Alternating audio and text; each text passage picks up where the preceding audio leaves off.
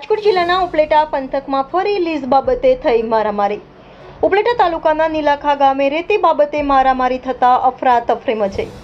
મારામારીમાં pipe અને ધોકા વડે હુમલો થતા 3 મહિલાઓ ઘવાઈ। ઈજાગ્રસ્ત મહિલાઓમાં શાંતાબેન મોકાભાઈ જલ્લુ 45 વર્ષ, મંજુબેન અર્જુનભાઈ જલ્લુ 52 વર્ષ અને કુંવરબેન નારણભાઈ ડાંગર 53 વર્ષ નામની મહિલાઓને ઈજાઓ પહોંચી, જેમાં શાંતાબેન મોકાભાઈ જલ્લુને માથામાં ગંભીર રીતે ઈજાગ્રસ્ત થતા 5 ટાંકા આવ્યા, જ્યારે અન્ય 2 મહિલાઓ મંજુબેન અર્જુનભાઈ જલ્લુ અને કુંવરબેન નારણભાઈ ડાંગરને મૂંઢમાર લાગેલ હોય।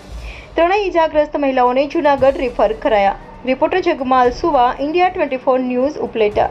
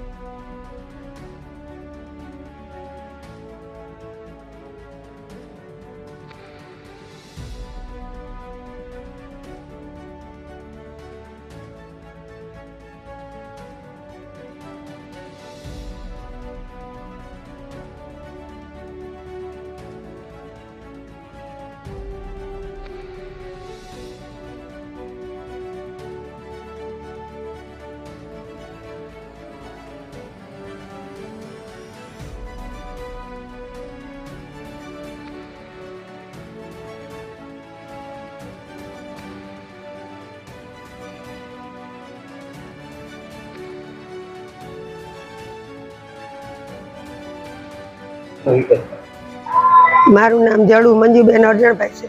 અમે 10-12 બહેનો બૈણેશ્વર સત્સંગ મંડળની બહેનો હતી, તો અમે બધી જાતી। તો અમે હજી તો લીધથી થોડા છેટા હતા, ત્યાં પથ્થર મારો પેલા કર્યો અને પછી કુવાડી, પછી આ ધારસી, પછી આ પાઇપ અને પેલા 4-5 ભાઈઓ હતા, પછી 40 ભાઈઓ આવ્યા અને આમાં છે ને જગાભાઈ બાવનજીભાઈ ડાંગર અને મહેશભાઈ જલ્લુ અને દીપકભાઈ સોનારા, એ બધા મારવા વાળા અમને એ લોકોએ એમ કીધું કે આ એના કહેવાય, અમને એની સલાહ આપી છે કે જે નદીમાં ઉતરે એને તમારે મારવાના, વીણી વીણીને મારી લેવાના।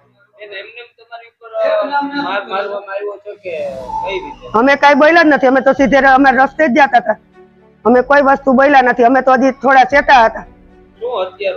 હથિયાર જો કુવાડી, ધારસી, પાઇપ અને પાવડા ને એવું બધું હતું ભાઈ, ઘણું હતું ને 40 ભાઈઓનું ટોરું હતું। હા સાહેબ, આ લીડ ને હિસાબે સાહેબ, આ લીડ નો પ્રશ્ન નડે છે।